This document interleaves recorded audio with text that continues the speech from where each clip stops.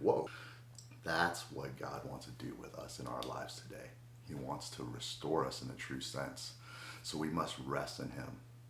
In order to rest in him, we have to come to him. And the best way to come to him is actually at adoration in the Blessed Sacrament in the Eucharist, because what happens there is, I remember when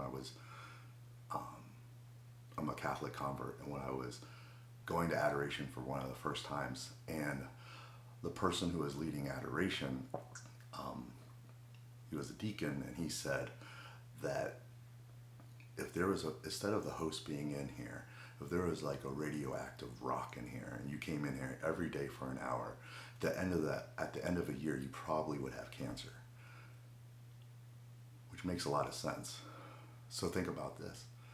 So if the Lord is in there, which he is, in the appearance of bread and wine, in the appearance of bread, and he is in there, and he is just radiating who he is, his truth, his love, his mercy, and his grace, radiating out to you during your holy hour, that is very powerful, and that is very restorative.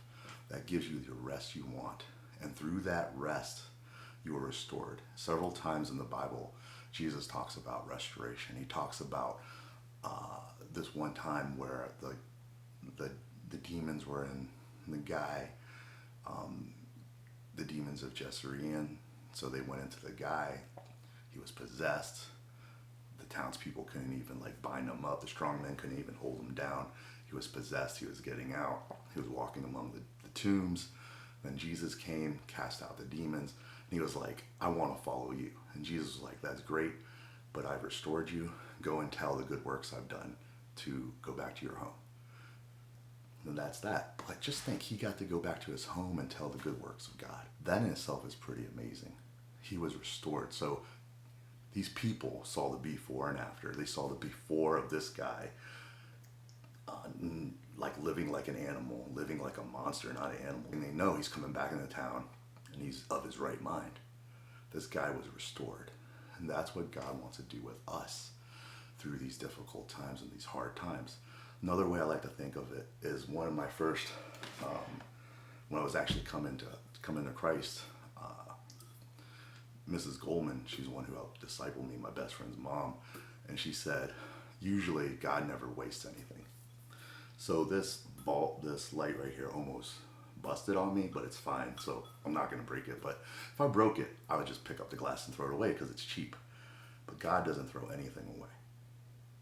So if it broke, he would glue it back, right? And you would still be like, dang, I'm still broken. How am I going to be used, God can still, I still have all these faults, I'm broken, why did he even glue me back? But she said something that was really neat, and if I had a broken one, it would look cool. But when you turn on the light, what was supposed to happen is, anywhere there would be a crack, the light would shine brighter through the cracks. God restores us, and he gives us mercy because he wants to shine through us.